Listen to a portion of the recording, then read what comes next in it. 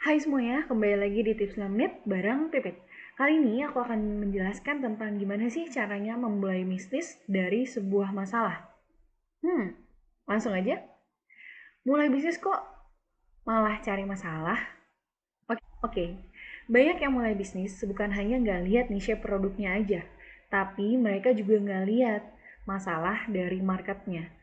Karena sadar nggak sih sebenarnya kalau selama ini ketika kita membeli barang tujuannya adalah untuk menyelesaikan masalah yang kita punya.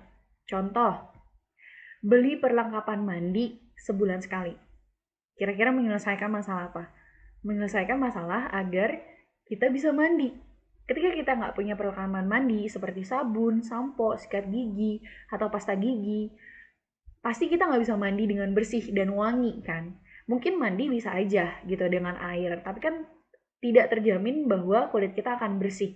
Nah, ketika kita menggunakan sabun, sampo, itu pasti rambut kita akan wangi dan juga badan kita akan wangi gitu. Jadi sebenarnya secara nggak langsung nih, secara nggak sadar juga, teman-teman melakukan hal yang dibeli atau teman-teman membeli hal-hal atau barang-barang yang dibeli itu tujuannya adalah untuk menyelesaikan masalah.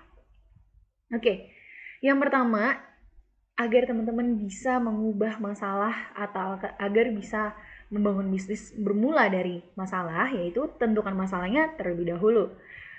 Sebelum memulai bisnis, baiknya tujuan kamu menjalankan bisnis adalah untuk menyelesaikan masalah orang lain. Kira-kira masalah orang lain tuh apa sih? Kamu bisa riset dulu nih, baik itu wawancara dengan saudara, dengan tetangga, atau survei di internet. Nah, yang harus kamu lakukan adalah mengidentifikasi masalah yang belum ada atau yang sudah ada solusinya namun dibonifikasi. Jadi kamu bisa membuat masalah baru, kamu bisa mencari masalah baru yang memang belum ada solusinya, atau masalah yang sebenarnya sudah ada solusinya tapi kamu buat lagi produknya yang baru dengan memodifikasinya gitu. Kemudian yang kedua tentunya cari solusinya. Kira-kira solusi apa yang mau kamu tawarkan kepada konsumen berdasarkan masalah yang kamu dapati setelah melakukan riset. Misalnya nih ya, contoh, masalah yang kamu temukan adalah dari sisi kesehatan. Solusi yang ditawarkan adalah minuman dari tumbuhan herbal atau madu murni yang memang khasiatnya adalah membantu meningkatkan imun. Jadi, masalah tadi kamu lihat dulu.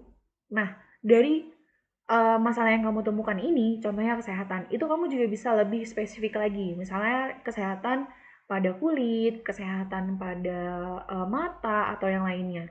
Contoh ya, aku ambil contoh, misalnya kesehatan pada kulit. Berarti kamu bisa menjurus ke arah skincare, kamu bisa menjual skincare. Nah, skincare ini cocoknya kira-kira kamu pengen buat yang seperti apa? Kamu riset lagi. Masalah kulit terbesar tuh terbanyak di Indonesia tuh kulit apa? Jenis kulit orang Indonesia tuh seperti apa? Apakah berminyak? Apakah kering? Nah, baru deh dari situ kamu bisa menentukan kira-kira kamu ingin membuat produk skincare khusus kulit berminyak kah atau khusus kulit kering gitu. Nah, yang terakhir nih, yang ketiga yaitu eksekusinya. Mulai bisnis dari awal, atur perencanaan, keuangan, promosinya seperti apa, bangun branding, bangun awareness, dan juga yang lainnya. Semua ini harus kamu persiapkan secara matang, eksekusinya juga harus dengan maksimal, apalagi buat kamu yang baru berbisnis pertama kali. Nah, hal-hal yang perlu dalam eksekusi adalah aku merangkum 3 hal yang penting, yaitu produknya yang pasti harus ready.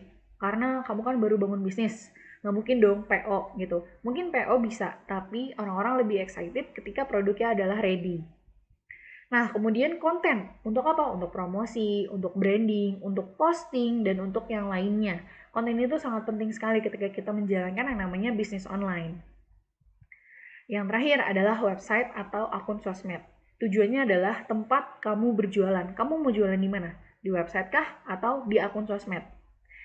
Oke, itu tadi untuk 3 tahap yang bisa kamu lakukan ketika kamu ingin membangun bisnis dimulai dari masalah. Nah, kesimpulannya adalah jangan memulai bisnis tanpa tujuan.